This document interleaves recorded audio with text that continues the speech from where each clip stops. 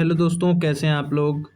हम लोग देख रहे हैं एडमिनिस्ट्रेटिव लॉ और आज का हमारा टॉपिक है डेलीगेटेड लेजिस्लेशन। ठीक है। और डेलीगेटेड लेजिस्लेशन का इंग्लैंड में, यूके में और इंडिया में क्या इसका नीड क्या है उसके बारे में हम लोग देखेंगे।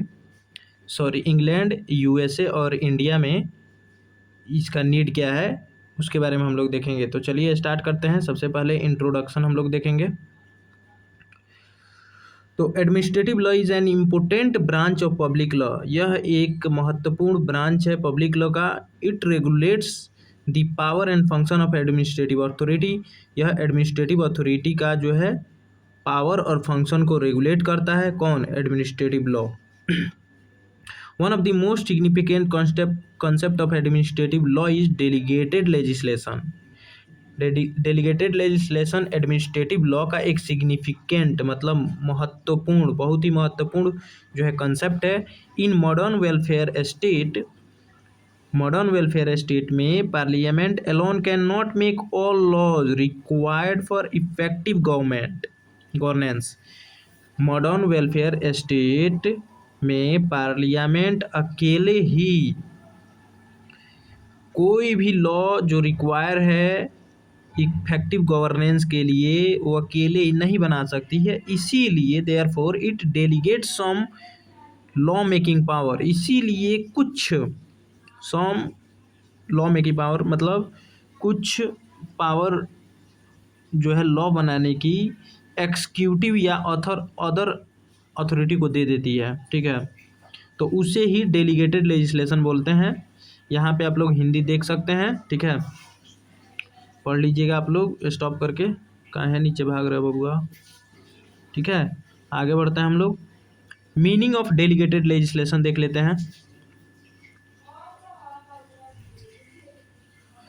Delegated legislation means legislation made by person और अथॉरिटी अदर देन लेजिस्लेचर। ठीक है, डेलीगेटेड लेजिस्लेशन का मतलब होता है कि लेजिस्लेचर जैसे लोकसभा, राज्यसभा या विधानसभा, विधान परिषद के अलावा अगर कोई भी अथॉरिटी या पर्सन लॉ बनाता है under power given by legislature, मतलब जो पावर लेजिस्लेचर द्वारा दिया गया है तो उसे ही क्या कहेंगे? डेलीगेटेड लेजिस्लेशन कहेंगे। ठीक है, यहाँ पे हिंदी देख सकते हैं। प्रत्यायोजित विधान मतलब डेलीगेटेड लेजिस्लेशन से आशय ऐसे कानूनों से है जिन्हें स्वयं विधायिका नहीं बल्कि उसके द्वारा प्रदत्त शक्ति के आधार पर कार्यपालिका या अन्य प्राधिकरण बनाते हैं। यह शक्ति मूल अधिनियम द्वारा प्रदान की जाती है, मतलब पेरेंट एक्ट द्वारा प्रदान की जाती है। अब इसका डिफिनीशन थोड़ा देख लेते हैं। सर जॉन सैलमन ने क्या कहा था? Delegated legislation is that which proceeds from any authority other than sovereign legislative power.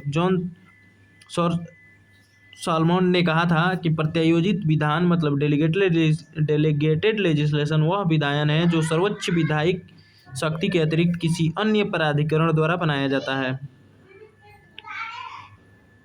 Next definition है पीबी मुखर्जी के द्वारा। Delegated legislation means the exercise of legislative power by an authority subordinate to legislature under power delegated by legislature. न्यायमूर्ति PB Mukherjee के अनुसार प्रत्यायोजित मतलब delegated legislation वह है जिसमें विधायिका द्वारा प्रदत्त शक्तियों के आधार पर अधीनस्थ प्राधिकरण कानून बनाने का कार्य करता है। कंसेप्ट देख लेते हैं डेलीगेटेड लेजिस्लेशन का। भाई कहाँ भाग रहे? The legislature lays down the policy and principle in the parent act and authorize the executive to make detailed rules, regulation, notification, bylaws and orders for implementing the act। विधायिका मूल अधिनियम में नीति और सिद्धांत निर्धारित करती है तथा कार्यपालिका को उस अधिनियम को लागू करने के लिए नियम, विनिमय, अधिसूचना, उपविधियां तथा आदेश बनाने का अधिकार देती है। नीड क्या है डेलीगेटेड लेजिस्लेशन का? तो लैक ऑफ पार्लियामेंट्री टाइम, जैसे मोदी जी के पास टाइम ही नहीं है, बस वो अपने अधीनस्थ जो भी अधिकारी हैं उनको बोल दिए भाई इस पे कानून बना दो, वो लोग बना दिए, मोदी जी आए पास करवा दिए, बस धरना प्रदर्शन होने लगा किसानों का, फिर बाद में वापस लेना पड़ा। ठीक है, तो क्या है नीड ऑफ डेलीगेटेड लेजिस्लेशन, क्या ज़रूरत है इसको लाने का? तो लैक ऑफ पार्लियामेंट्री टाइम, कि पार्लियामेंट्रियन जो जो लोग हैं भाई उनको फ़ोटो खिंचवाने, वीडियो बनाने, रील्स बनाने और दूसरे देश में घूमने से फुर्सत ही नहीं है, तो इसीलिए ज़रूरी है। Technical and scientific matter required expert, या कुछ ऐसी चीज़ों पे बनाना है कानून जिस पे टेक्निकल या साइंटिफिक मैटर्स तो है ही नहीं है, मतलब समझ रहे हैं ना बात को, कि मतलब जो लोग पार्लियामेंट में भरे हुए हैं वो नचनिया बजनिया हैं भाई, उन लोगों को पता ही नहीं है, तो इसीलिए डेलीगेटेड लेजिस्लेशन ज़रूरी होता है। फ्लेक्सिबल इन लॉ मेकिंग, यह कानून बनाने में फ्लेक्सिबल है कि भैया दूसरे पर थोप दो, वो बनाता रहेगा, फिर धरना प्रदर्शन होते रहेगा। इमरजेंसी सिचुएशन, इमरजेंसी सिचुएशन में कि मोदी जी है या नहीं है, तत्काल प्रभाव में कानून बनाना है, तो बस अपना पावर दूसरे किसी को दे दिए। Welfare state function, welfare state function का एक ये मतलब ये तो ठीक है। लोकल नीड्स है या क्विक अमेंडमेंट ऑफ रूल्स, किसी रूल को तुरंत इम्प्लीमेंट कराना हो, तो देख लिए ना कि क्या क्या ज़रूरत है। तो यहाँ पे हिंदी में देख सकते हैं, संसद के पास समय की कमी है, तकनीकी एवं वैज्ञानिक विषयों में विशेषज्ञों की आवश्यकता है, क्योंकि एमपी एमएलए नचनिया बजनिया है, उन लोगों को पता ही नहीं है। कानून में लचीलापन के लिए, आपातकालीन स्थितियों में त्वरित निर्णय के लिए, कल्याणकारी राज्य के बढ़ते कार्य के लिए जरूरी है। स्थानीय आवश्यकताओं के अनुसार नियमों में शीघ्र संशोधन की सुविधा, तो ये आप लोग देख सकते हैं। Delegated legislation in England, England is considered the birth place of delegated legislation, ठीक है ना, इंग्लैंड को बर्थ प्लेस माना जाता है डेलीगेटेड लेजिस्लेशन का, ठीक है। With growth of the welfare state and industrialisation parliament found it impossible to delegate every detail, therefore power were delegated to minister and local authority। the क्या लिखा है भाई, डोनोगमोर कमेटी को यानी 37 में बना था, recognise the necessity of delegated legislation and suggest the safeguard against misuse, ठीक है, मिसयूज भी उसका हो सकता है जिस प्रकार आज हो रहा है। आइए फीचर्स देख लेते हैं in England. Parliamentary sovereignty, extensive use of statutory instrument, judicial review available, parliament control through committee, ठीक है। अब डेलीगेटेड लेजिस्लेशन यूएसए देख लेते हैं। The United State follows the doctrine of separation of power, therefore delegated legislation power is more restricted than England. However the Supreme Court permits delegated delegation if Congress lays down an intelligible principle, ठीक है। In case important case देख लेते हैं। JW Hampton Junior and corporation versus United State 1928 का केस है। The Supreme Court held that delegation is valid when Congress provide an intelligible principle. JW Hampton Junior and corporation versus United State 1928 में सर्वोच्च न्यायालय ने कहा कि यदि कांग्रेस स्पष्ट दिशा निर्देश प्रदान करे तो प्रत्यायोजन वैध होगा। अब डेलीगेटेड लेजिस्लेशन इन इंडिया देख लेते हैं। कहाँ है भाग रहा है बबुआ। The constitution of India does not expressly mention delegated legislation but it has been accepted by the Supreme Court. The legislature can not delegate its essential legislative function but it may delegate subordinate और ancillary function. Hindi आप लोग देख लीजिएगा। आगे बढ़ते हैं। Important case in री daily laws 1951, हेमडॉड दवाखाना, ठीक है, वर्सेस यूनियन ऑफ इंडिया, ये दो केस है। पोजीशन इन इंडिया, इंडिया में पोजीशन क्या है, तो legislation must determine legislative policy, essential principle, the executive may frame rules regulation notification and orders.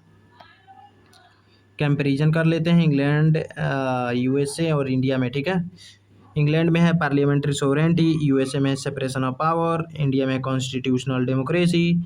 England में है ब्रॉड डेलीगेशन, यूएसए में लिमिटेड डेलीगेशन, इंडिया में है मॉडरेट डेलीगेशन। इंग्लैंड में एक्सटेंसिव स्टैट्यूटरी इंस्ट्रूमेंट, यूएसए में इंटेलिजिबल प्रिंसिपल, इंडिया में essential legislative function can not be delegated.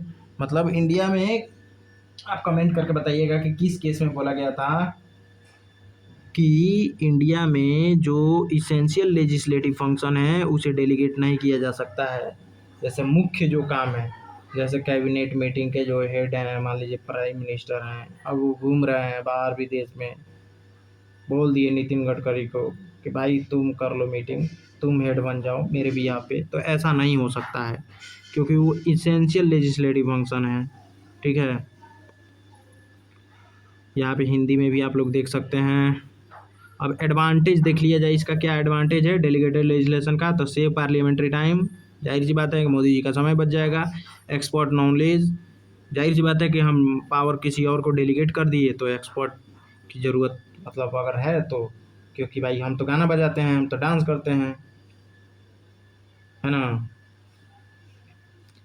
तो मुझे तो इसकी जानकारी नहीं है, तो एक्सपर्ट नॉलेज, फ्लेक्सिबिलिटी हो जाती है, क्विक एक्शन हो जाता है, ठीक है, एफिशिएंट एडमिनिस्ट्रेशन बन जाता है, तो यहाँ पे हिंदी भी देख सकते हैं। ठीक है, डिसएडवांटेज क्या है, तो पॉसिबिलिटी ऑफ मिसयूज, मिसयूज होने का पॉसिबिलिटी रहती है। जैसे कैसे कि कानून बन गया, अब लोग धरना देने लगे क्योंकि भाई मोदी जी हैं तो लोगों के इंटरेस्ट में सोच के बनाएंगे कानून, मोदी जी भैया नहीं है किसी और को दे दिए तो भाई वो सोच के क्या वैसे बना देगा। वीक पार्लियामेंट्री कंट्रोल, ठीक है, उस पर पार्लियामेंट्री कंट्रोल बहुत कम होता है, भाई किसी को पावर दे दिए तो वो मिसयूज भी कर सकता है। थ्रेट टू इंडिविजुअल लिबर्टी, देख लीजिए इंडिविजुअल लिबर्टी को थ्रेट हो सकता है। एक्सेसिव एक्सिक्यूटिव पावर, ठीक है, एक्सिक्यूटिव पावर उसको पता ही नहीं कितना यूज करना है, अनाधून पावर का इस्तेमाल कर रहा है ना। Lack of public debates, public debates, अब भाई दूसरे किसी को पावर दे दिए, पार्लियामेंट में पास हुआ नहीं, तुरंत कानून बन गया, लागू हो गया। जैसे मान लीजिए कि मोदी जी आदेश दे दिए सेक्रेटरी को किसी ज़िले में ये कर देना है, वो तुरंत भाई फायरिंग कर देना है। अभी जो सिवान में हुआ था धड़ाधड़, वीडियो में दिख रहा है कि वो भीड़ पे मतलब बच्चों पे फायरिंग कर रहे हैं, और ऑफिशियल्स का जो पुलिस अधिकारी हैं अपर लेवल के उन लोगों का आता है कि नहीं वो ऊपर फायरिंग किया गया था। भाई वीडियो में दिख रहा है कि सामने फायरिंग हो रहा है, तुम कर रहे हो ऊपर फायरिंग हो रहा है, भाई इसमें कुछ समझ रहे हो, स्पष्ट सब लोगों को दिख रहा है कि सामने तुम फायरिंग कर रहे हो, है ना। तो लैक ऑफ पब्लिक डिबेट, कानून बन गया, समझ रहे हैं ना, और उसमें पब्लिक डिबेट हुआ ही नहीं। हिंदी आप लोग देख सकते हैं यहाँ पे। अब कंक्लूजन क्या है, तो भाई delegated legislation has become an indispensable feature of the modern administrative state. It ensures flexibility, efficiency and speedy governance. समझ रहे हैं, इतना स्पीडी कि भाई मार के हाथ गोड़ तोड़ देगा सब।